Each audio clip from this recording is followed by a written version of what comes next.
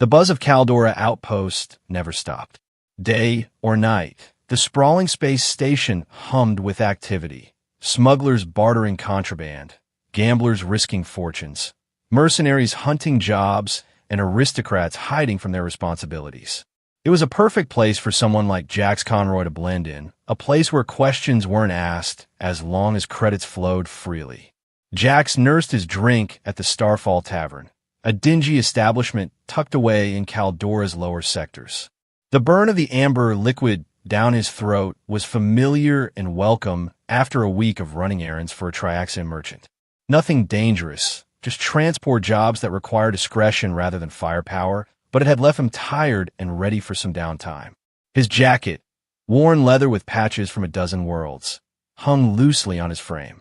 His blaster, a modified D-47, remained holstered but within easy reach. In his line of work, paranoia was just good business sense. Another round? The bartender, a four-armed Gorvax, slid over to his corner. Not yet, Jax replied, scanning the tavern. Force of habit. Always know your exits. Always watch the crowd. That's when he spotted her. Purple skin that seemed to shimmer under the low lights, elongated ears adorned with silver jewelry, and eyes that held an unmistakable intelligence. A Thalian. They were rare this far from the core systems, practically a myth in border outposts like Caldora. More interesting than her mere presence was the situation developing around her. Three burly figures, local troublemakers by the look of them, had cornered her at a booth, leaning in too close for comfort. "Come on, pretty thing," one of them said, his voice carrying across the tavern. "The boss just wants to talk. He's real interested in exotic species." The Thalian woman's voice was melodic but firm. "I've already declined. Please leave me alone." Jax sighed, draining his glass. This wasn't his business. He learned long ago that heroes died fast in this galaxy. Still, something about her desperate glance around the room nagged at him. "Walk away, Conroy," he muttered to himself. "Not your fight." The largest of the men grabbed the woman's wrist. It wasn't a request. Maybe it was the drink, or maybe he was just tired of watching the strong prey on the weak. Whatever the reason, Jax found himself standing, weaving through the tables toward the confrontation. "Evening, gentlemen," he said casually. "Seems like the lady isn't interested in your company." The three men turned. The leader, a scarred human with a cybernetic eye, sized Jax up with a dismissive glance. "Mind your own business, spacer." The man's hand drifted toward the weapon at his hip. Jax smiled, but it didn't reach his eyes. See, that's the thing about public establishments. The atmosphere becomes everyone's business. He turned to the Thalian woman. "You all right?" She nodded slightly, eyes wide with a mixture of relief and concern. "She's fine," the leader growled. "We're just having a friendly chat." "Doesn't look friendly to me," Jax countered. "How about we all enjoy our drinks separately?" The leader's face darkened. "You looking for trouble?" "Never. But I tend to find it anyway." The first punch came predictably, telegraphed by the slight shift in the man's weight. Jax ducked, letting the fist sail over his head. Years of bar fights had taught him economy of movement. He didn't waste energy on flashy moves, just a quick jab to the solar plexus that doubled the man over. The other two jumped in immediately. A chair crashed against Jax's back, sending him stumbling forward. Pain flared across his shoulders, but he rolled with the momentum, coming up in a fighting stance. The tavern patrons scrambled to clear the area, some cheering, others placing bets. One attacker came at him with a broken bottle. Jax caught his wrist, twisted, and sent the man flying into a table. The third grabbed him from behind, massive arms locking around Jax's chest. The leader recovered, grinning as he approached with a metal baton. "Should have minded your own business." Jax kicked off from the floor, using the man holding him as leverage to drive both feet into the leader's chest. All three went crashing down. Jax rolled free, coming up with his blaster drawn, not to fire, just to make a point. "That's enough," he warned. The leader wiped blood from his mouth, eyes burning with hatred. "You're dead, spacer. Growlus will hear about this." Jax kept his expression neutral, though the name sent a ripple of concern through him. Growlus controlled half the illegal operations on Caldora. Tell him to send better men next time. The three backed away, the leader pointing a finger at Jax. This isn't over. Only when they'd left did Jax holster his weapon and approach the Thalian woman. You okay? She stood shakily, her purple skin flushed to a deeper hue. Yes, thanks to you. Her accent was slight but exotic. That was both brave and foolish. Jax shrugged, wincing at the pain in his shoulder. Leaning toward foolish, I'd say. Growlus isn't someone to cross lightly. He glanced at the tavern entrance. His friend will be back with reinforcements soon. You should. He didn't finish the sentence. The woman suddenly grabbed his arm, her eyes wide with panic as she looked over his shoulder. Before Jax could react, she pulled him close and, to his complete shock, bit him on the forearm. What the? He jerked back, staring at the small, crescent-shaped mark on his skin. It wasn't deep, but it stung. Did you just bite me? Horror washed over her face. I'm sorry. I saw more of them coming, and she stopped, her expression shifting from embarrassment to dismay. Oh no. No. What? Jax demanded, still rubbing his arm. You saved me, but I bit you. She looked genuinely distressed. Now you'll be in big trouble. According to Thalian law, you are my destined mate. Jax blinked, certain he'd misheard. I'm your what now? Before she could explain, the tavern doors burst open. More of Growlus's men poured in, scanning the room. Explain later. Jax grabbed her hand. We need to go. Now. They slipped out through the kitchen, dodging waitstaff and knocking over a stack of dishes. Jax led her through a maze of service corridors he'd memorized years ago. Always know your exits, until they emerged into Caldora's bustling lower market. This way, he said, pulling her through the crowd. About a room nearby. The woman followed without protest, clutching something at her neck, a pendant or necklace, as they wove through the throngs of shoppers and traders. They ducked into a residential block, climbing 3 flights of stairs before Jax ushered her into a small, sparsely furnished room. She'll be safe here for now, he said, engaging the door lock. Temporary quarters, paid in cash. Not connected to my name. The woman sank onto the room's only chair, her shoulders slumping with exhaustion. Now, in better light, Jax could see the delicate patterns on her skin, swirling designs that might have been natural or cultural tattoos. He couldn't tell. Thank you, she said quietly. I don't know what would have happened if you hadn't intervened. Nothing good, Jax replied, checking the wound on his arm. The bite marks were already fading, but the skin around them felt warm. Now, about that bite and this destined mate business. She winced. My name is Lena, and I truly am sorry about that. It was instinct, a defensive reaction. She hesitated. Among my people, a bite like that in a moment of protection or claiming, it forms a bond. A sacred one. Jax stared at her. A bond? Like marriage. More complex than that, but yes, essentially.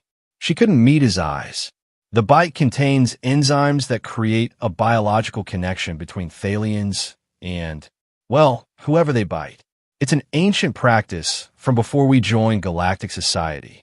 That's Jack's search for words. Unexpected. Lena looked up finally. There's more you need to know. I'm not just any Thalian. I'm the adopted daughter of the royal house of Thalaxia. The rightful house, not the one currently in power. Jax felt a headache forming.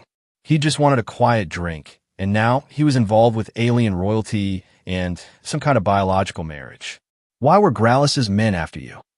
They work for Prince Varek, she explained, her voice hardening.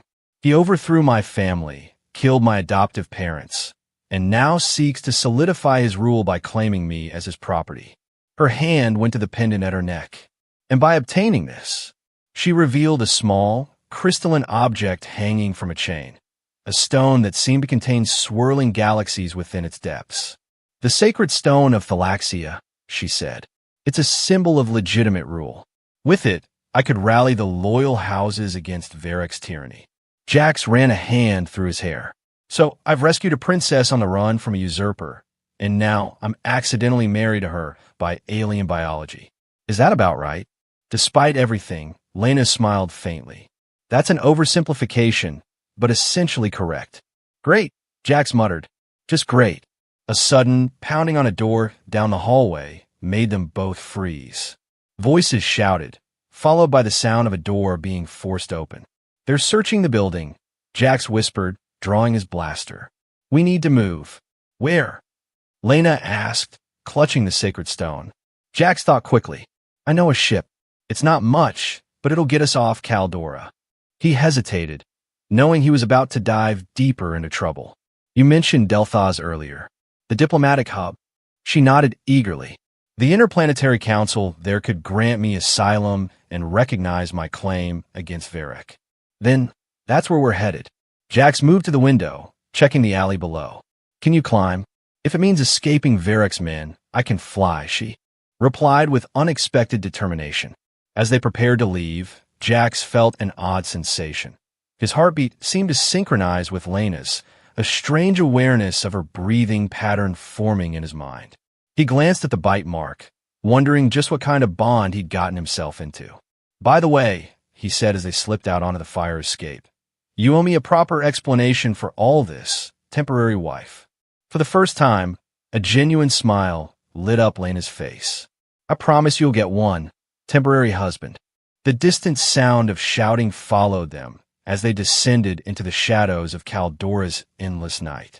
Jax's ship, the Nightwind, wasn't much to look at. A modified T-47 transport with mismatched hull plates and engines that had seen better decades, it resembled a flying junkyard more than a spacecraft. But looks were deceiving. Underneath the battered exterior lay reinforced shields, a souped-up hyperdrive, and several compartments that didn't appear on any official schematics. "This is yours," Lena asked as they approached the docking bay where the Nightwind rested. "Don't judge her by her appearance," Jax replied, scanning for security patrols. "She's got me out of worse situations than this." They slipped past a dozing dock worker and boarded through the rear cargo hatch. Inside, the ship was surprisingly well-maintained, cramped but functional, with a small galley, 2 sleeping quarters, and a cockpit designed for a crew of 2. "Make yourself comfortable," Jax said, sliding into the pilot's seat. "This might get bumpy." His fingers danced across the controls, bringing the engines to life with a low rumble. The Nightwind's systems responded instantly. Whatever her outward appearance, the ship's internals were top-notch. "Caldora Control," he said into the comm. "This is freight hauler Nightwind requesting departure clearance. Destination, Rigel Trading Post." A bored voice responded. "Nightwind, transmit cargo manifest and clearance codes." Jax sent the pre-prepared codes, technically belonging to a different ship, but close enough to pass casual inspection. Manifest transmitted. Standard consumer goods, nothing perishable. There was a pause. Jax's hand hovered over the emergency launch override, just in case. "Nightwind, you are cleared for departure. Proceed to Gate 5. "Copy that," Jax replied, exhaling slowly. He guided the ship out of its berth and toward the designated exit port. Beside him, Lena sat rigid with tension. "We're not out yet," he warned. "If Varric has any influence here." The comm crackled to life again. "Nightwind, this is Caldora Security. Hold position for inspection. Repeat, hold for inspection." Jax cursed under his breath. "And there it is." He cut the comm and turned to Lena. "Strap in tight. We're doing this the hard way." Without waiting for response, he jammed the throttle forward. The Nightwind shot toward the exit gate, ignoring the frantic warnings now blaring over the comm system. Warning lights flashed on the console as the station's defensive systems activated. "They're deploying suppression fields," Jax called out, swerving to avoid an energy net that materialized in their path. "Hold on." The Nightwind bucked as a tractor beam briefly caught its stern, but Jax had dealt with those before. He triggered a burst from the rear thrusters, an improvised countermeasure that overloaded most standard tractor emitters. The beam flickered and died. They burst through the gate just as it began to close, metal scraping against the Nightwind's hull with a screech that set Jax's teeth on edge. Then they were free, accelerating away from Caldora Outpost into open space. Preparing for hyperspace jump, Jax announced, plotting coordinates. "We've got pursuit, 2 security cutters. Nothing the Nightwind can't outrun." Lena gripped her seat. Will they follow us to Delphos? They'll try, but we're not taking a direct route. The stars elongated around them as the hyperdrive engaged. We'll make a few jumps, lay a false trail. Standard evasion protocol. As the blue tunnel of hyperspace enveloped them, Jax finally relaxed his grip on the controls. They'd made it off Caldora, at least. Now came the hard part, staying alive long enough to reach Delphos, with a woman who claimed they were mated by alien biology. Speaking of which, now, he said, swiveling his chair to face Lena, about this bite thing. I think I deserve a full explanation. Lena nodded, her fingers absently tracing the pendant at her neck. The Thalian bond is an evolutionary adaptation from our ancient past.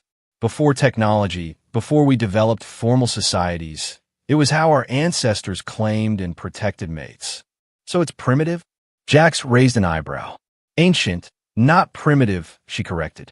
The saliva of a Thalian contains compounds that react with most humanoid physiologies. When we bite in a state of protection or claiming, these compounds create a neurochemical bond. It's difficult to explain in scientific terms. Try anyway, Jack said dryly. The bond synchronizes certain biological functions, heartbeat, respiration, even some brain activity. It creates a connection that allows mates to sense each other's presence, emotions, even physical states to some degree. She hesitated. You're feeling it already, aren't you? An awareness of my heartbeat, a sense of my emotions. Jax wanted to deny it, but couldn't. Since the bite, he'd been increasingly conscious of Lena in ways that defied explanation. He could feel her anxiety right now, a fluttering sensation that wasn't his own. That's unsettling, he admitted. How long does it last? Her expression grew serious. The bond is permanent traditionally, though there are rituals to sever it. They're not pleasant. Wonderful. Jax rubbed his temples. And legally? You mentioned Thalian law. By our laws, we are recognized as bonded mates. It's a sacred union recognized across our systems. She added quickly, but I don't expect you to honor that. This was an accident, a reflexive action. When we reach Delphos, I can request a dissolution ceremony. Jack studied her. Despite her composed exterior, he could sense her exhaustion and fear, and something else. Guilt? Shame? The bond made emotions clear, but not their causes. Let's focus on reaching Delphos alive, he said finally. We can sort out our accidental marriage later. He rose, checking the navigation system. We've got about 12 hours until our first stop. You should rest. Guest quarters are through there. He pointed toward a small cabin. Lena stood as well, suddenly looking uncertain. Thank you, Jax, for everything. I know you didn't ask for any of this. Story of my life, he replied with a half-smile. I never asked for trouble, but it found me anyway. As she moved toward the cabin, Jax felt a strange tug in his chest, an echo of her emotions, a pull toward her presence. He shook his head, trying to clear it. This bond was going to take some getting used to. Alone in the cockpit, he checked the ship's systems once more before leaning back in his chair. What had he gotten himself into? Alien royalty, political usurpers, mystical objects, and biological marriage.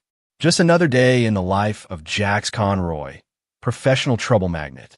He glanced down at the bite mark on his arm, now faded to a silvery crescent.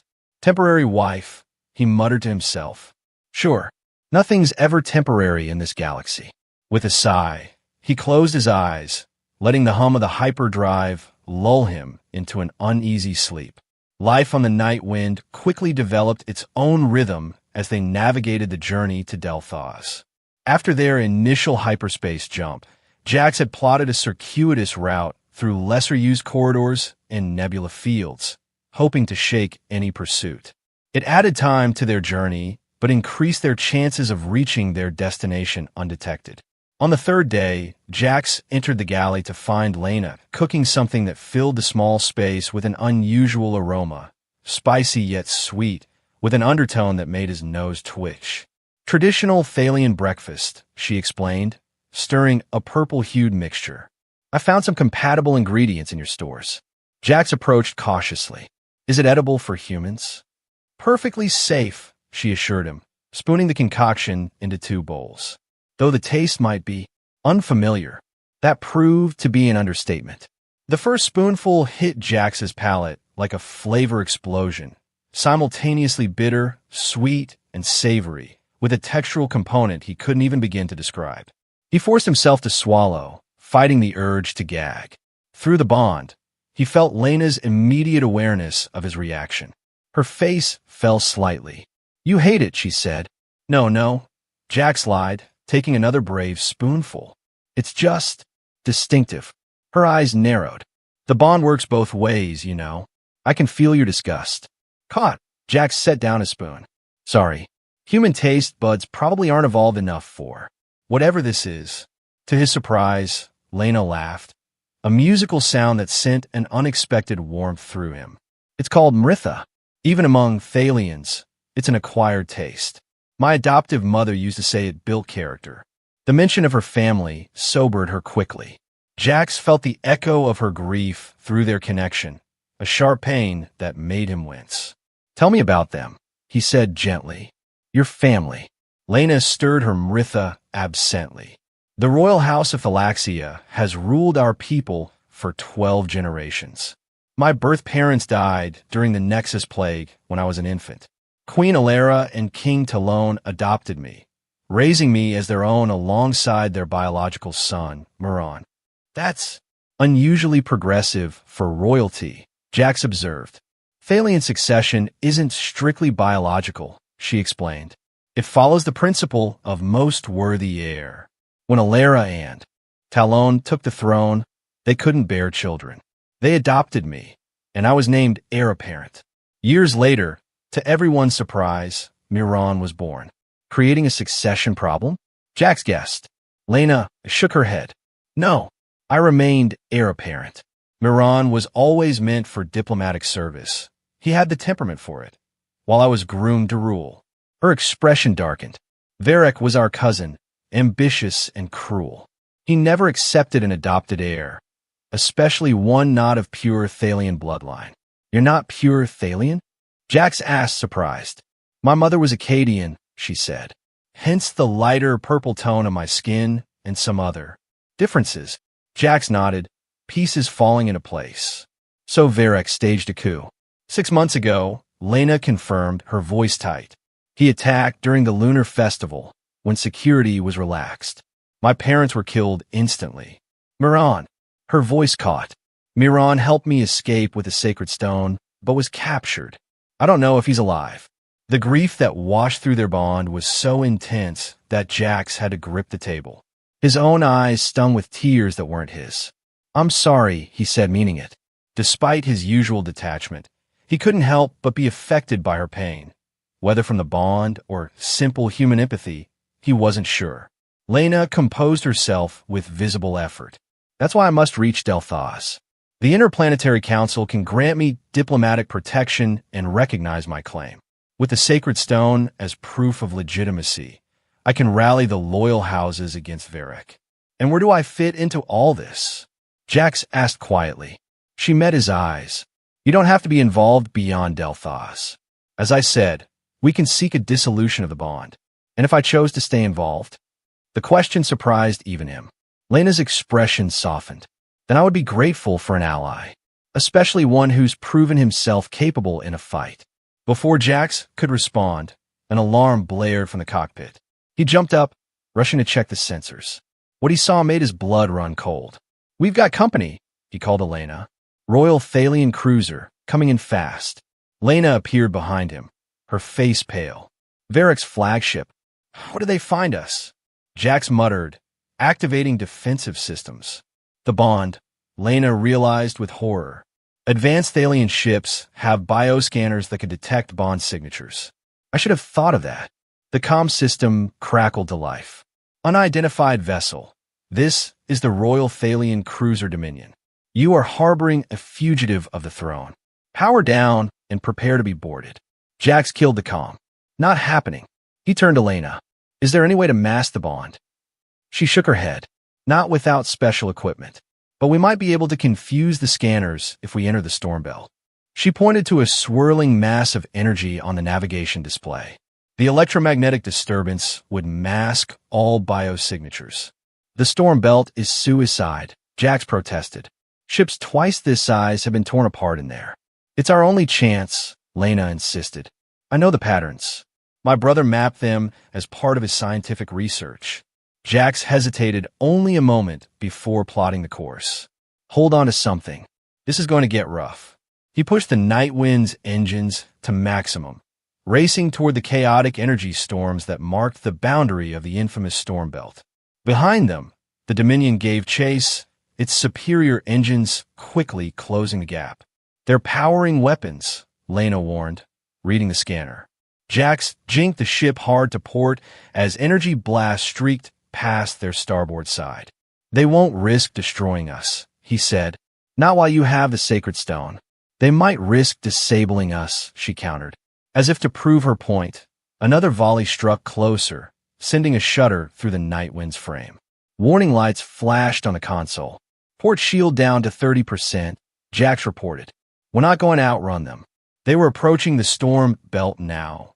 Writhing tendrils of energy reached out like hungry tentacles. Entering its chaotic embrace might save them from the Dominion. But at what cost? Trust me, Lena said, placing a hand on his shoulder. Head for the blue-tinged section at coordinates 227 by 184. The currents are more stable there. Jax adjusted course, feeling the ship buck as they hit the outer turbulence. The Dominion fired again, but the shot went wide as electrical interference began to disrupt their targeting systems. They're falling back, Lena observed. They won't follow us in. Smart of them, Jax muttered as the Nightwind shuddered violently. The view screen filled with swirling colors as they penetrated deeper into the storm belt. Energy discharges danced across the hull. Power fluctuations in all systems, Jax reported, fighting the controls. We can't stay in here long. We don't need to, Lena said. Just long enough to lose them. Head for that pocket of calm space ahead. Jax followed her directions, guiding the bucking ship toward what looked like a relatively stable region within the chaos. As they entered it, the turbulence eased slightly. Emergency shutdown of non-essential systems, he ordered. Minimal power signature. They drifted in the eye of the storm, watching as the Dominion circled the outer edges of the belt, clearly unwilling to risk entry. Now what? Jax asked, running a damage assessment. We've bought some time, but we can't stay here forever. We wait until they move on, Lena said. Then we exit through the southern corridor. It's less stable, but rarely monitored. Jax nodded, impressed despite himself. You know your way around spatial anomalies. My brother's influence, she said with a sad smile. Miron loved studying the unexplained. He always said the greatest discoveries happened at the edge of chaos. They settled in to wait, the ship's emergency lighting casting everything in a dim red glow. With most systems powered down to avoid detection, the temperature began to drop. Jax found a thermal blanket and offered it to Lena. You're cold, he said simply. She accepted it gratefully. The bond again? You sense my discomfort. Didn't need the bond for that. You're shivering. They sat in companionable silence for a while, watching the storm rage around their small pocket of calm. The situation reminded Jax of their larger predicament, a moment of peace surrounded by chaos on all sides. Can I ask you something? He said finally. Lena nodded. This bond, you said it's permanent. What does that actually mean long term? For both of us. She drew the blanket closer around her shoulders. Traditionally, bonded mates stay together for life. The connection deepens over time, allowing for greater emotional and sometimes telepathic sharing. And if we're separated, distance weakens the bond but doesn't break it. There would be discomfort, a sense of something missing. She paused. The dissolution ritual is painful because it forcibly severs the neurological pathways the bond creates. Many describe it as having a limb amputated without anesthesia. Jax whistled low. That bad. It's rarely done, she admitted. Most bonds are deliberate, chosen. Accidental bonds like ours are uncommon. A thought occurred to him. Does the bond affect feelings? emotions toward each other. Lena met his eyes in the dim light. The bond amplifies existing connections, but doesn't create feelings that aren't there. If you're asking whether it could force attraction or affection, no. It simply makes us more attuned to each other. Jax wasn't sure if that was reassuring or not. He'd found himself increasingly drawn to Lena over the past days. Her courage, her intelligence, her quiet determination. Was that natural attraction or the bond's influence? The ship's sensors beeped softly, interrupting his thoughts. "The Dominion is moving off," he reported, checking the display. "They're setting up a search pattern along the belt's perimeter. They'll expect us to exit where we entered," Lena said.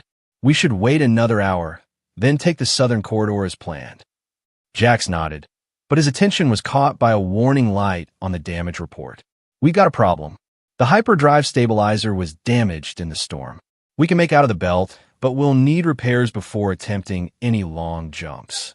"How far can we get?" He calculated quickly. "Maybe to the Vega outpost, with careful navigation. We can make repairs there, then continue to Delphos." Lena seemed to consider this. Vega is neutral territory. Varek would need permission to search there. "Which gives us time," Jax agreed. "It's not ideal, but it's our best option." They lapsed into silence again, each lost in thought. After a while, Jax noticed Lena's eyes drooping, the exhaustion of their escape finally catching up with her. "Get some rest," he suggested. "I'll wake you when it's time to move." She started to protest, then nodded gratefully.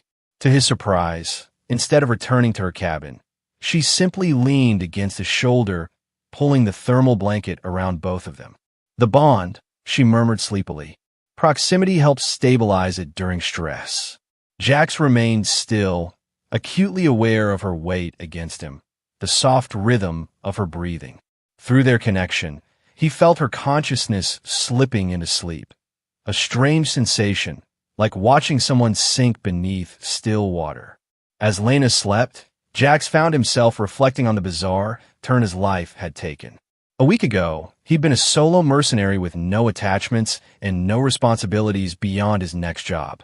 Now he was bonded to an alien princess, fleeing from a usurper prince, and somehow involved in a royal succession crisis.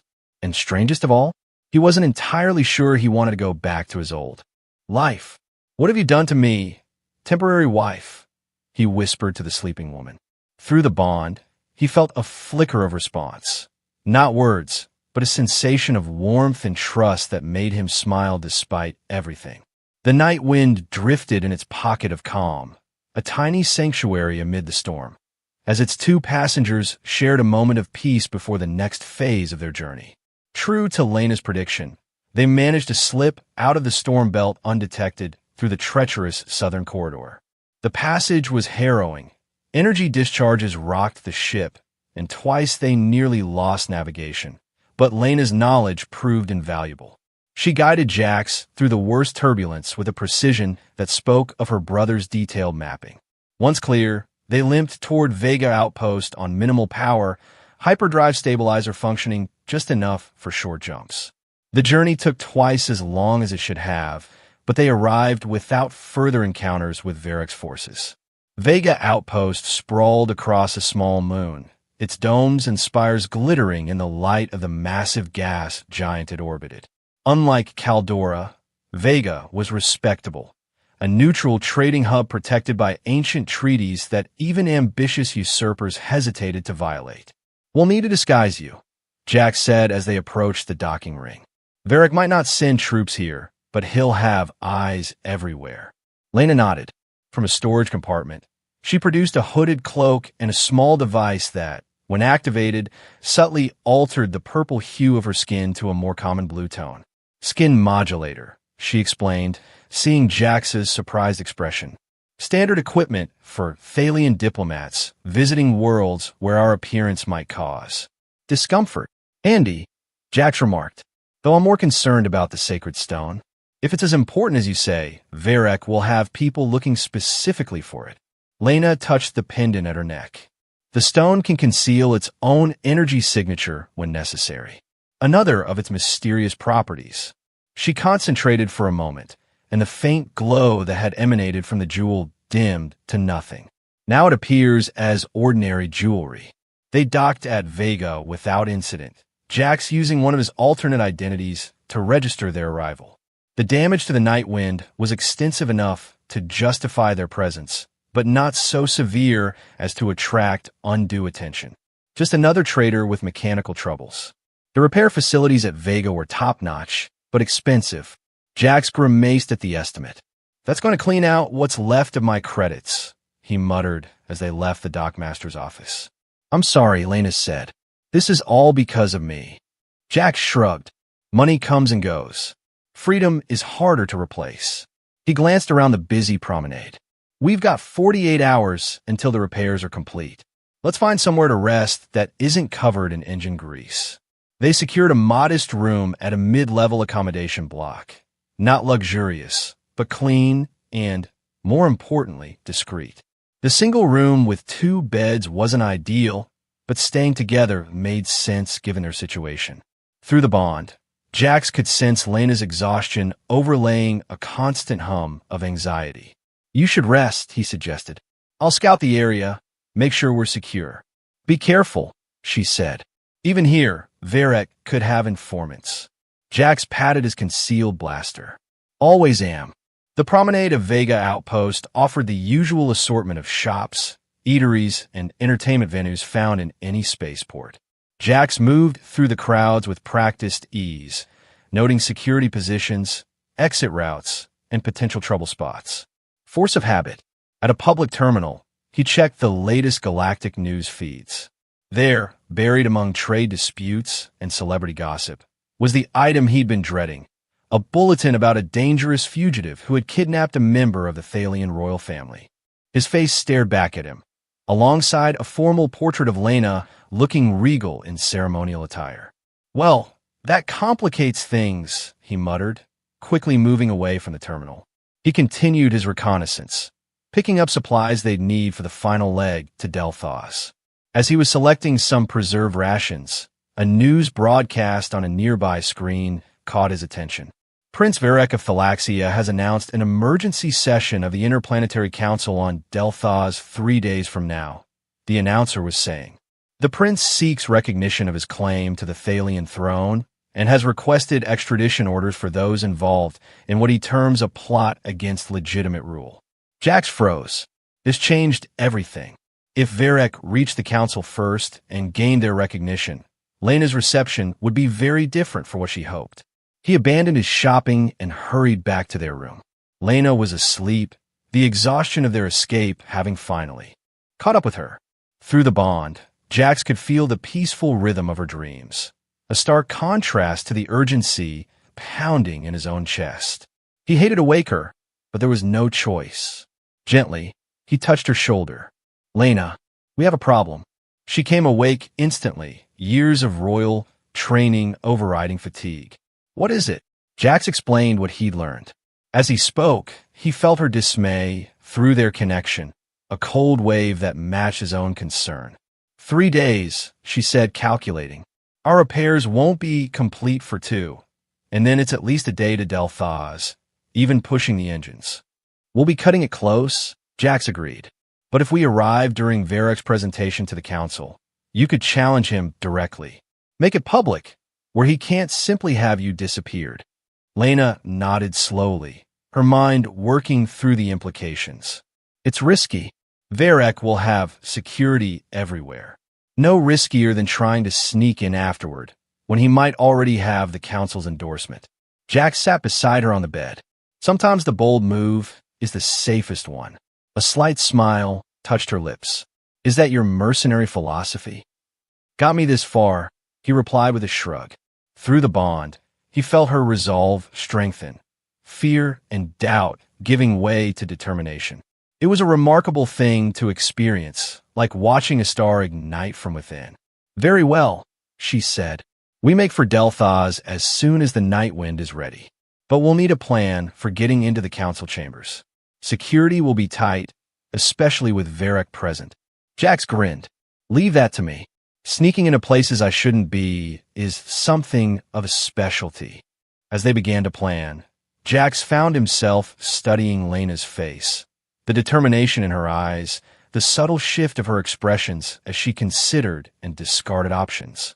The disguise that muted her purple skin couldn't hide her innate regality. Princess or not, she had a natural authority that commanded respect. And through it all, the bond thrummed between them, growing stronger with proximity and shared purpose. Jax was becoming accustomed to the awareness of her emotions, the subtle synchronization of their breathing when they were close. It was intrusive, yes, but also oddly comforting. He'd spent so much of his life alone, keeping everyone at arm's length. There was something almost liberating about the impossibility of maintaining those barriers with Lena. "What?" she asked, catching him watching her. "Just thinking," he said, "about the bond. It's not what I would have chosen, but—" "What?" she prompted when he trailed off. Jax shook his head, suddenly uncomfortable with the direction of his thoughts. "But we make a decent team. At least for now." Lena's gaze lingered on him, and through the bond, he felt a complex swirl of emotions, curiosity, warmth, and something deeper he couldn't quite name. Or perhaps didn't want to. "Yes," she said finally. "For now." The next day passed in tense preparation. They monitored news feeds for any sign that Varric had discovered their presence on Vega, but there was nothing. Either their ruse had worked, or the prince was keeping his knowledge close, waiting to spring a trap. Jax spent hours with the repair crew, expediting work on the Nightwind's hyperdrive stabilizer. Every minute saved could be crucial when they reached Delphos. Lena studied the layout of the council headquarters, identifying security checkpoints and potential access routes. By evening, they had the beginnings of a plan. Risky, dependent on timing and a fair amount of luck, but a plan nonetheless. "Get some rest," Jax told Lena as night's cycle descended on the outpost. "Tomorrow will be busy." She nodded, but made no move toward her bed. Instead, she stood at the window, looking out at the gas giant that dominated Vega's sky, swirling storms of amber and gold against the blackness of space. "My parents took me to the Prism Falls of Akathi for my 16th birthday," she said suddenly. "We watched the triple sunset reflect through the crystal cascades. My father said it was important to remember the beauty in the universe, especially for those burdened with its governance." Jax came to stand beside her. "Sounds like a wise man." He was. They both were. Her voice caught. They deserved better than to die at the hands of a traitor. Through the bond, her grief crashed over Jax, raw and deep, a wound that hadn't healed. Without thinking, he reached for her hand. The contact sent a jolt through the bond, amplifying their connection. Her sorrow mingled with his own old losses, parents he barely remembered, friends lost to violence, the loneliness of a life lived on society's edges. "I'm sorry," he said inadequately. Lena turned to him, her eyes bright with unshed tears. "When this is over, when Varric is brought to justice, I'd like to take you to the Prism Falls, to show you that there's more to my world than political intrigue and ancient traditions." The offer caught Jax off guard. It implied a future together beyond their current crisis, beyond even reaching Delphos. A future he hadn't allowed himself to consider. "I'd like that," he heard himself say. Something shifted in their bond then, a deepening, a new facet of connection that felt both terrifying and right. Lena must have felt it too, for she squeezed his hand once before gently withdrawing. "We should sleep," she said quietly. "As you said, tomorrow will be busy." Jax nodded, retreating to his own bed. But sleep was long in coming, his mind filled with thoughts of prism cascades and royal traditions, of bonds both chosen and accidental, and the unpredictable paths that brought strangers together across the vast emptiness of space. Morning brought news both good and concerning. The repairs to the Nightwind were ahead of schedule. They could depart by evening instead of the following day. But the feeds also reported increased security around the council headquarters on Delphos, with special attention to the verification of all attendees for Varric's presentation. "They're looking for us," Lena observed grimly as they reviewed the reports over breakfast. "Expected," Jax replied, "but it means our original plan needs adjustment. We can't risk the main entrances." They spent the morning revising their approach, focusing on a service entrance that, according to the schematics Lena had studied, received less scrutiny. By midday, they had a workable strategy, not foolproof, but their best option given the circumstances. As they prepared to return to the Nightwind, Jax's comm unit chirped with an incoming message. He frowned, checking the ID. It's from the dockmaster. The repairs must be complete early. But the message wasn't about repairs. It was a warning. Security sweep in progress. Royal Thalian forces. All docks locked down. Jax showed Lena the message. Varric found us. We need to move. Now. They gathered their minimal belongings and headed for the promenade, staying within the densest crowds. Jax led them through a service corridor he'd noted during his reconnaissance, emerging near a secondary docking area. How did they find us? Lena wondered, her voice tight with tension. Platinum. Rare. Worth more than your credit chip. She pocketed both items, but not enough for Delthaz during a security lockdown. Lena stepped forward. What if we could offer information? The kind that would be valuable to someone in your position? Jax shot her a questioning look, but Lena's focus remained on Braxis. I'm listening, the captain said.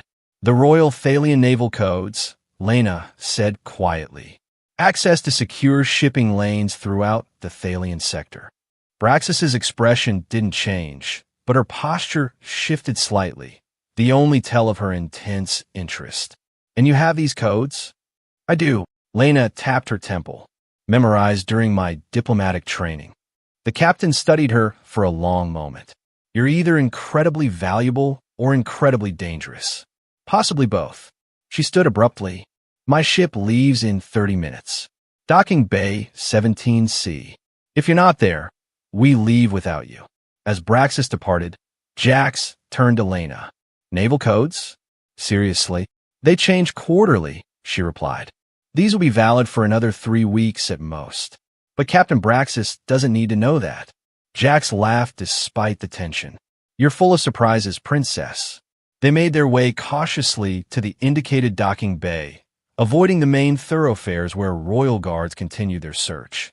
Braxis's ship, the Stargazer according to its registry, was a well-maintained Corellian freighter with obvious modifications. Extra shield generators and what looked suspiciously like military-grade weapon ports suggested the captain's business wasn't entirely in standard cargo. Braxis herself met them at the entry ramp. We've got a patrol coming through in 5 minutes. If you're coming aboard, now's the time. They followed her into the ship. Unlike the Nightwind's cozy clutter, the Stargazer was ruthlessly efficient. Every space optimized, every system dual purpose. The crew, a mix of species, watched them with professional disinterest as they were led to a small cabin. Departure in 3 minutes, Braxis announced. Once we're clear of Vega, I'll want those codes. Left alone, Jax turned to Lena. You realize she's probably a smuggler. Possibly worse. Does that bother you? Lena asked, given your own flexible approach to regulations. Not at all, Jax replied. Just making sure you know what you're getting into. Royal princesses don't typically consort with smugglers. This one does, Lena said with a small smile. After all, I'm bonded to one. The reminder of their bond sent a familiar warmth through Jax's chest. Despite everything, the danger, the uncertainty, the rushing headlong toward a confrontation that could end very badly, he found himself smiling back. The ship rumbled beneath them as engines engaged. Through a small viewport, they watched Vega outpost recede as the Stargazer ascended toward open space. Somewhere below, the Royal Thalian Guard would be discovering the empty Nightwind, perhaps already realizing they'd been outmaneuvered. But the respite would be temporary. Varric would know they were bound for Delthaz. Their destination was obvious given Lena's goals. The race wasn't over. It had merely entered its final, most dangerous phase. Jax felt Lena's hand slip into his as the stars began to streak past the viewport, the hyperdrive engaging. Through their bond, he sensed her determination tinged with fear, not for herself, but for what awaited them, for what might happen if they failed. We'll make it, he said softly, and we'll face whatever comes next. Together. The word hung between them, laden with implications neither was ready to fully examine. But as the stargazer carried them closer to their destination, and to a confrontation years in the making, Jax found himself strangely at peace with the uncertainty ahead.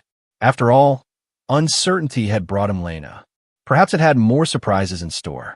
The stargazer dropped out of hyperspace in the Delthos system with a subtle shift that spoke of quality engineering. Through the viewport of their small cabin, Jax and Lena watched as the famed diplomatic hub came into view, a gleaming world of sprawling cities and vast administrative complexes, surrounded by an orbital network of docking stations and security platforms. More patrols than usual. Jax observed as they passed a formation of sleek ships bearing the insignia of the Interplanetary Council. Varek's influence, Lena replied grimly. He's making sure no one interferes with his presentation. Captain Braxis appeared at their cabin door. We've been cleared for approach to the commercial district. From there, you're on your own. Jax nodded. Understood. And thank you. The captain's weathered face remained impassive. The naval codes were payment enough, though I suspect they won't be useful for long.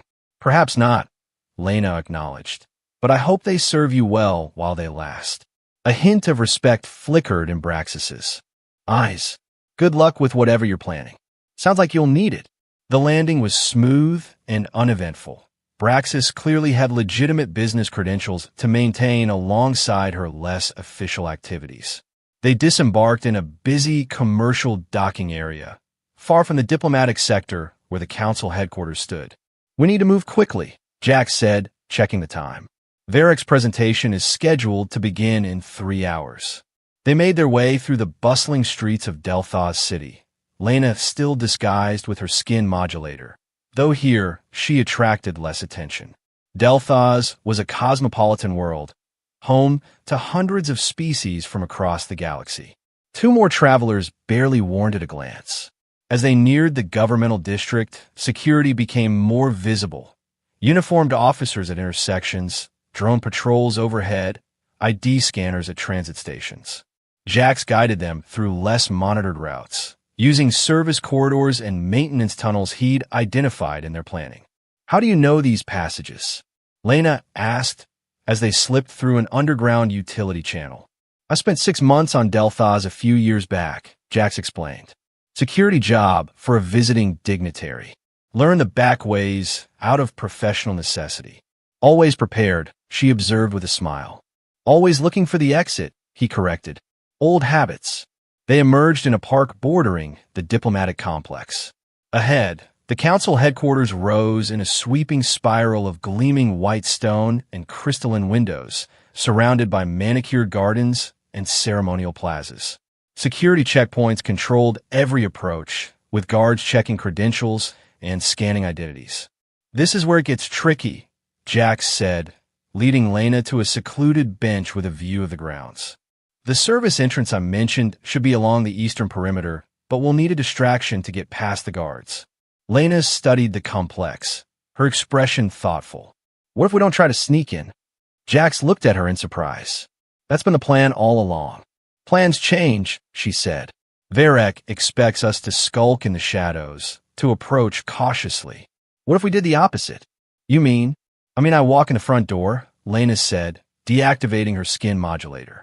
The subtle blue tone faded, revealing her natural purple hue.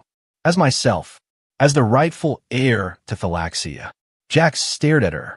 That's either brilliantly bold or suicidally reckless. Perhaps both, she admitted.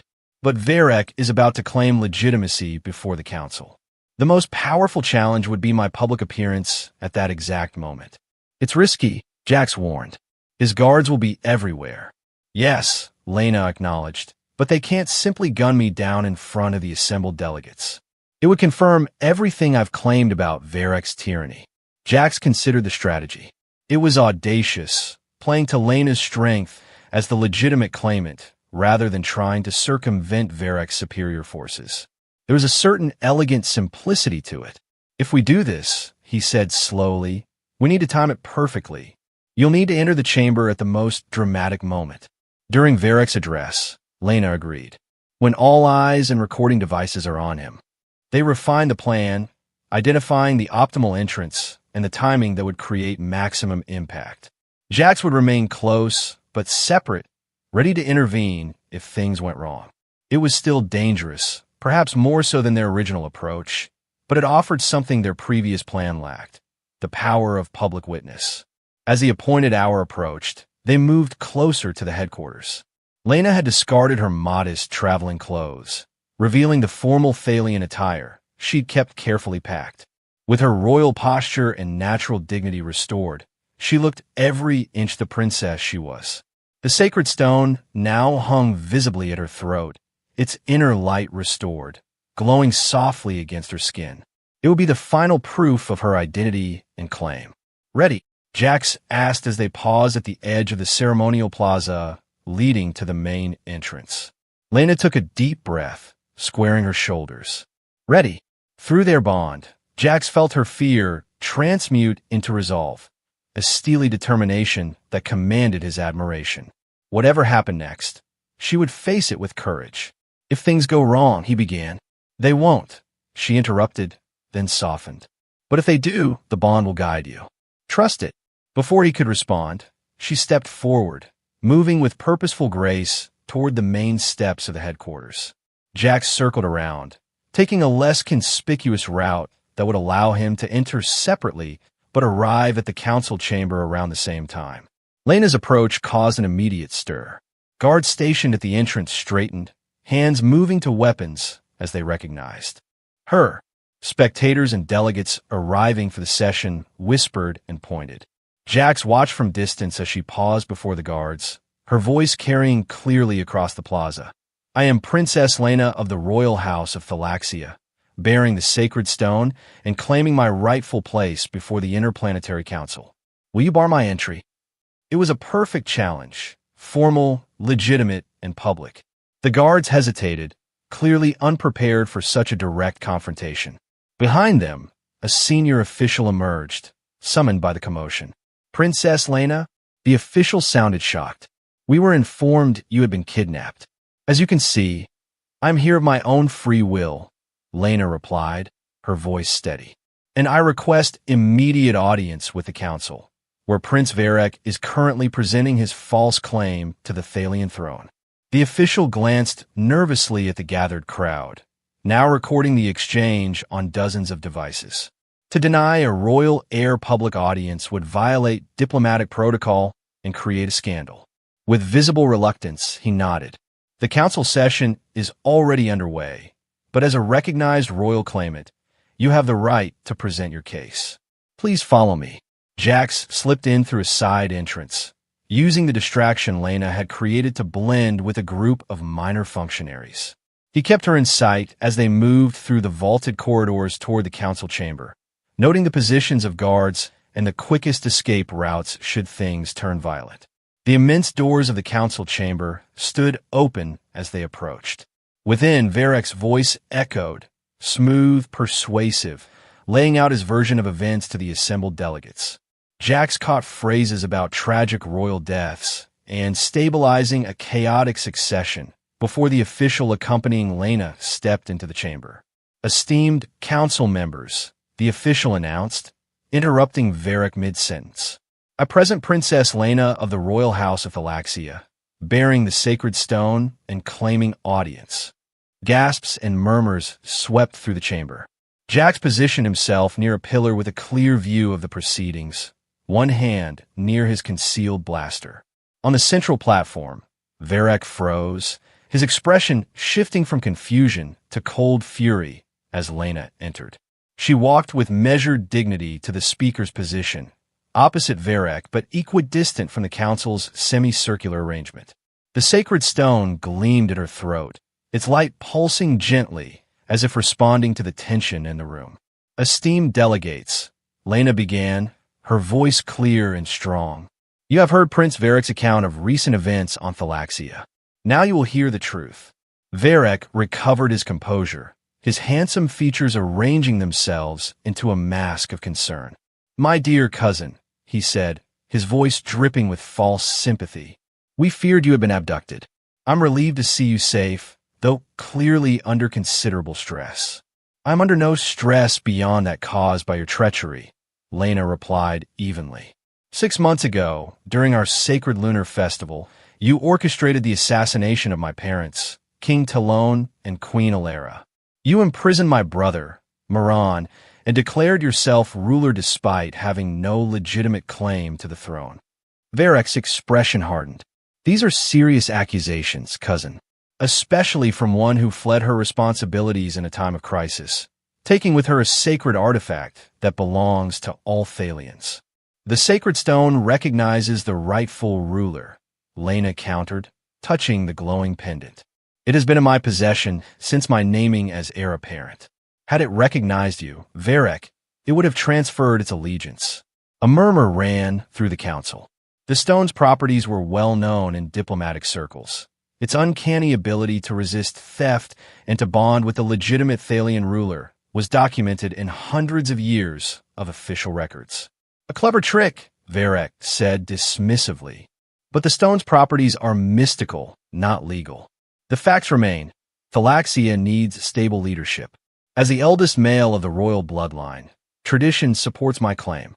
Tradition supports the named heir, Lena corrected. As established by the succession charter drafted by your own ancestor, Varek I. She turned to address the council directly. I stand before you not merely as a rival claimant, but as the victim of a coup. I invoke the Galactic right of succession and request the council's protection while investigating these crimes. The council president, a dignified figure at the center of the assembly, leaned forward. These are weighty matters, Princess Lena. Prince Varek has presented documentation supporting his claim, royal decrees, statement from noble houses, confirmation from the Thalian High Court. Forged, coerced, and corrupted, Lena replied without hesitation. I can prove it. This was the moment they'd planned for. Jax tensed, watching Varek carefully. The usurper's composure was cracking, his eyes darting to the guards stationed around the chamber. Whatever happened next would determine everything. Lena raised her voice, addressing the entire assembly. I call upon the witness of the sacred stone itself. By ancient tradition, it responds only to the touch of the rightful ruler. She removed the stone from its chain, holding it aloft. The crystal's glow intensified, bathing her in soft, purple light. Let Prince Varek approach and place his hand upon the stone, she challenged. If it accepts him, I will withdraw my claim immediately. It was a masterful move. To refuse would be an admission of illegitimacy. To accept risked public failure. Varek hesitated, visibly calculating his options. This is unnecessary theatrics, he said finally. The stone is merely a symbol. Then you should have no objection to touching it, Lena pressed. Unless you fear what it might reveal. Cornered, Varek stepped forward, his face a mask of controlled rage. As he reached for the stone, Jax noticed a subtle signal pass between the prince and his personal guard, a flick of fingers that set the guard moving toward a control panel near the chamber doors. Instinct and the bond's warning flared simultaneously. Jax moved, slipping behind columns as he worked his way toward the guard. Whatever Varek had planned, it wouldn't be good. At the center of the chamber, Varek extended his hand toward the sacred stone. The moment his fingers made contact, the crystal's light turned blood red, and a piercing tone filled the air, a clear rejection. Varek jerked back as if burned, his face contorted with fury. Enough of this charade, he snarled, dropping all pretense of civility. Guards, seize her. She has enchanted the stone with forbidden arts. The chamber erupted into chaos. Council delegates rose in alarm as Thalian guards moved toward Lena. The council president called for order, unheeded in the confusion. Jax reached the guard at the control panel just as the man activated it. Warning klaxons blared throughout the building. Not a general alarm, but something more specific. A lockdown protocol. What did you do? Jax demanded, grabbing the guard's uniform. The man smiled coldly. Initiated security protocol Zeta. No one enters or leaves until Prince Varek authorizes it. The princess will be taken into custody for her own protection, of course. Jax knocked the guard unconscious with a swift blow, but the damage was done. Metal shutters began descending over the chamber's exits as security systems activated throughout the building. In the center of the chaos, Varek was advancing on Lena, his guards forming a perimeter around them. The council delegates were being ushered to safety by their own security, leaving the standoff increasingly isolated. "You've lost, cousin," Varek said, loud enough for Jax to hear across the chamber. "The council will accept my version of events. A disturbed princess, corrupted by outside influences, attempting to disrupt legitimate governance." "They saw the stone reject you," Lena replied, standing her ground. "They know the truth now." "What they know doesn't matter," Varek sneered. "What they can prove does. And with you in my custody and the stone in my possession, they will have no choice but to recognize my authority." One of Varek's guards lunged forward, attempting to grab the sacred stone from Lena's hand. Jax sprinted toward them, vaulting over a fallen chair. Through the bond, he felt Lena's surge of determination and something else, a gathering power. The guard's fingers closed around the stone, but instead of capturing it, he recoiled with a howl of pain. The crystal flared with brilliant light, sending the man staggering backward. Lena held the stone aloft, and its radiance intensified, forming a protective nimbus around her. "The stone has chosen," she declared, her voice resonating strangely, as if multiple voices spoke through her. "The House of Thalaxia rejects the usurper Varek and all who serve him." Varek's face contorted with rage. He drew a concealed weapon, a small but deadly energy pistol, and aimed it directly at Lena's heart. "If I cannot rule," he hissed, "neither shall you." Time seemed to slow. Jax saw the weapon, saw Varek's finger tightening on the trigger, saw the distance still separating him from Lena. He wouldn't reach her in time. Through the bond, he felt her acceptance, her resolve even in the face of death. No, not while he still breathed. Jax hurled himself forward in a desperate lunge, crossing the remaining distance in a blur of motion. He collided with Lena just as Varek fired, feeling a searing pain tear through his shoulder as the energy blast grazed him instead of striking her directly. They crashed to the floor, Jax covering Lena with his body as more shots rang out. The pain was intense, spreading from his shoulder like liquid fire, but he maintained his protective position. Through the bond, he felt Lena's fear, not for herself but for him. "The stone," he gasped. "Use it. Now." Understanding flowed between them. Lena clutched the sacred stone tightly, pressing it against Jax's wounded shoulder. The crystal pulsed once, twice, then erupted with blinding light that expanded outward in a concussive wave. Varek and his guards were thrown backward, weapons flying from their hands. The energy rippled through the chamber, touching each person present but harming none except those who had raised arms against the stones chosen. When the light faded, a stunned silence fell over the council chamber. Varek lay sprawled on the floor, dazed but conscious. His guards were similarly incapacitated, scattered across the polished stone like discarded toys. Council security forces rushed in, weapons drawn, but uncertain where to point them after the display they'd just witnessed. The council president stepped forward, her expression grave. "What we have seen cannot be denied," she announced, her voice carrying through the silent chamber. "The sacred stone has made its choice known.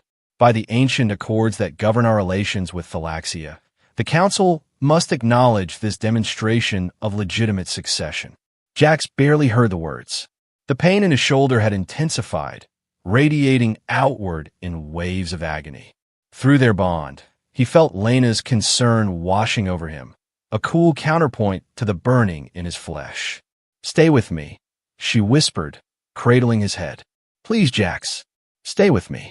He tried to respond, but darkness was creeping in at the edges of his vision. The last thing he saw was Lena's face above him, her eyes filled with tears that caught the light of the sacred stone, still glowing softly between them. Always, he managed before consciousness slipped away. Jax drifted in darkness, untethered from time and space. Occasionally, sensations penetrated the void, gentle hands tending his wound, voices speaking in hushed tones, the steady beep of medical equipment. Through it all, one constant remained, the warm pulse of the bond, anchoring him to life, to reality, to Lena. When he finally opened his eyes, he found himself in an elegant medical suite. Sunlight streamed through tall windows, painting golden patterns across a floor of polished stone. Medical technology hummed discreetly in the background, monitoring his condition without the intrusive presence common in standard facilities. "Welcome back," said a familiar voice. Lena sat beside his bed, dressed now in formal Thalian robes of deep purple and silver. The sacred stone gleamed at her throat, its light subdued but steady. Despite the regal attire, her expression was one of simple relief. "How long?" Jax asked, his voice rough from disuse. 3 days, she replied, offering him water. The energy weapon Varric used had unusual properties. The medical team had difficulty counteracting its effects. Jax took a careful sip, wincing as the movement pulled at his injured shoulder. But they succeeded, apparently. With some help, Lena touched the stone. "It seems determined to keep you alive." "Probably confused by our bond," Jax suggested. "Thinks I'm part of the royal package deal." A smile touched Lena's lips. "Perhaps. Or perhaps it recognizes loyalty and sacrifice." Jax attempted to sit up, grimacing at the effort. Lena moved to assist him, adjusting pillows to support his back. Through their bond, he sensed a complex mix of emotions, relief predominant, but also uncertainty, anticipation, and something deeper he wasn't ready to name. "Varric?" he asked once he was settled. "In custody," Lena replied, her expression hardening. "The council acknowledged my claim after witnessing the stone's response. Varric has been charged with regicide and attempted murder, both capital offenses under Thalian law." "And your brother?" Her face brightened. "Alive. Imprisoned in the northern fortress, but alive. A delegation has already been dispatched to secure his release." "So, Princess," Jack said with a hint of his old humor, "it seems you've won." "We've won," she corrected. "None of this would have been possible without you, Jax." He shrugged, then immediately regretted the movement as pain flared through his shoulder. "I just provided the transportation. And the getting shot part. You provided far more than that." Lena's voice grew serious. "You believed in me when you had every reason to walk away. You risked everything for someone who, by your own admission, had complicated your life considerably." "Well," Jax said, uncomfortable with her gratitude, "the bond didn't leave me much choice, did it?" Through their connection, he felt her slight withdrawal, a cooling of the warmth that had flowed between them. He'd heard her with the suggestion that his actions had been compelled rather than chosen. "I suppose not," she said quietly, rising from her chair. "The physicians say you'll need another week of recovery before travel is advisable. You'll have the best care here at the council headquarters, and then—" She trailed off, and Jax felt the unspoken question through their bond. And then what? It was the question he'd been avoiding since they first fled Caldor together. What happened after the crisis was resolved? After Lena reclaimed her throne? What place could a solitary mercenary with a penchant for bending rules have in the life of a planetary ruler? "And then we deal with this bond situation," he suggested, trying to keep his tone light. "Yes," Lena said, her expression carefully neutral. "As I mentioned before, there are rituals to dissolve the connection. Now that my claim is secured, I can arrange for the proper ceremonies." Jax nodded, ignoring the hollow feeling that spread through his chest at her words. "Right. Get you back to normal. No more random space murks in your head." "Is that what you want?" she asked, her voice so soft he barely heard it. The question hung between them, weighted with possibilities neither had dared voice. Through the bond, Jax felt her tension, her fear of his answer, and beneath it all, a hope she was trying desperately to suppress. Before he could respond, the door to the medical suite opened, admitting a dignified Thalian official who bowed deeply to Lena. "Forgive the interruption, Your Highness, but the Council President requests your presence for the final ratification of the recognition treaty." Lena nodded, visibly gathering her royal composure around her like a cloak. "Thank you, Taris. I'll be there momentarily." The official bowed again and withdrew, leaving them once more in privacy that suddenly felt fragile and finite. "Duty calls," Jax said, offering her an escape from the uncomfortable conversation. "Yes." She hesitated, then stepped closer to the bed. "But the question remains, Jax Conroy. Is dissolution what you want?" He met her eyes, feeling the bond thrum between them with an intensity that took his breath away. In that moment, the truth was impossible to deny, even to himself. "No," he said simply. "It's not what I want." Relief washed through their connection. Hers, his impossible to distinguish where one ended and the other began. Lena reached out, her fingers brushing his cheek in a touch so gentle it nearly undid him. "Good," she whispered, "because it's not what I want either." She straightened, resuming her royal bearing. "Rest and heal, Jax. We have much to discuss when I return." As she moved toward the door, Jax called after her. "So what happens now, princess? To us, I mean."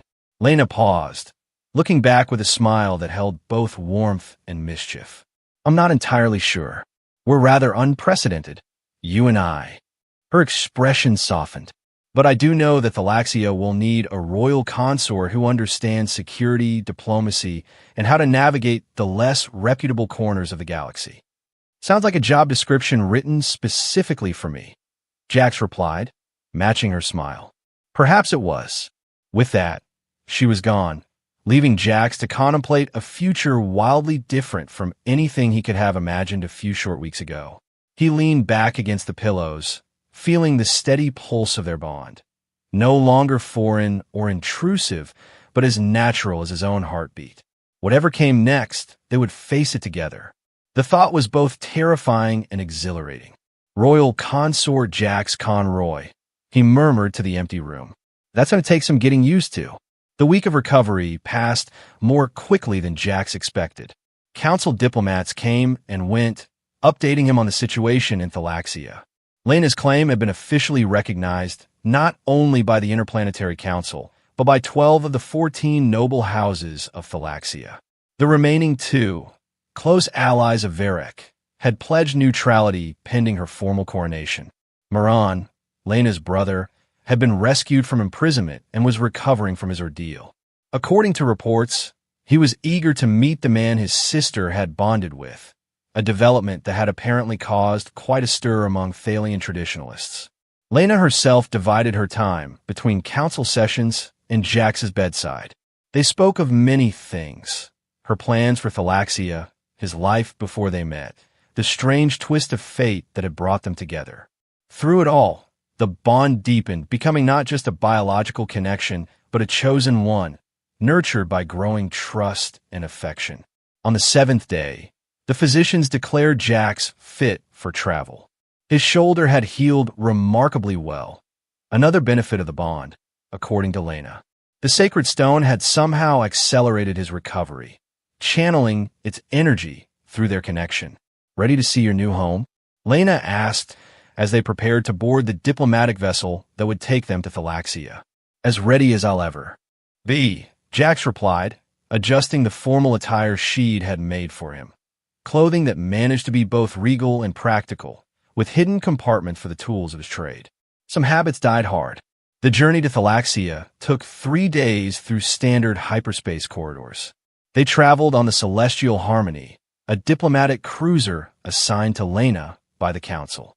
Unlike the utilitarian comfort of the Night Wind or the efficient functionality of Braxis's Stargazer, the Harmony was designed for royal accommodation, all sweeping lines and elegant appointments.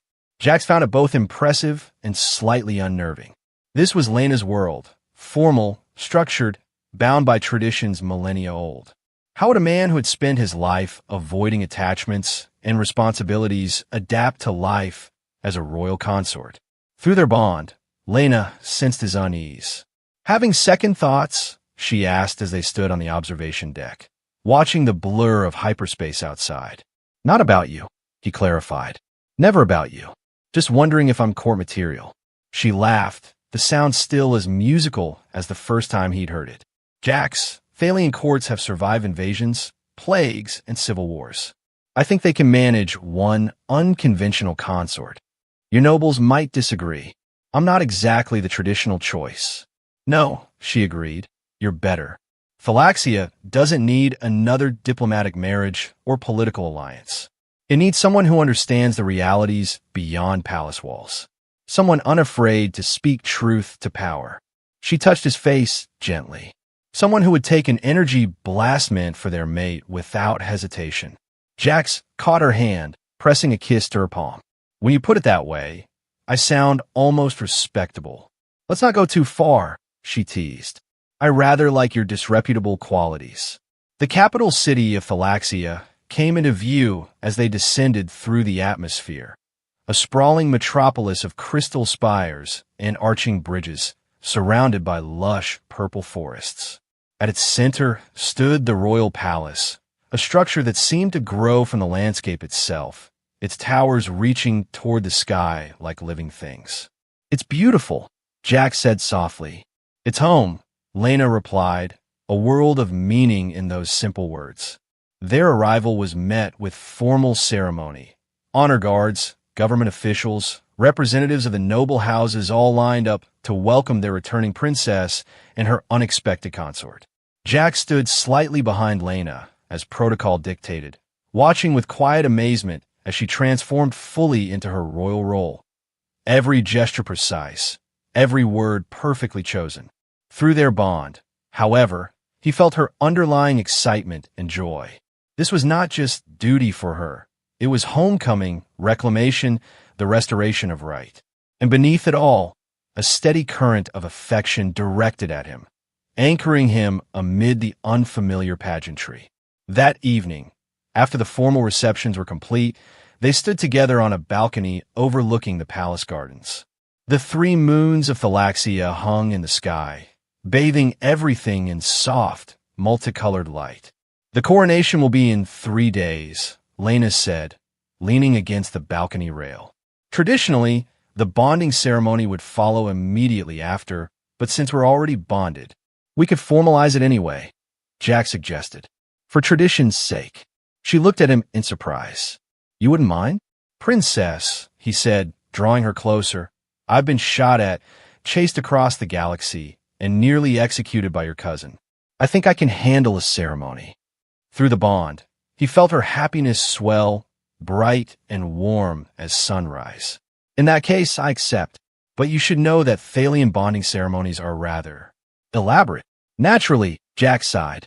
Let me guess, ceremonial combat, trial by fire, recitation of ancient texts in dead languages.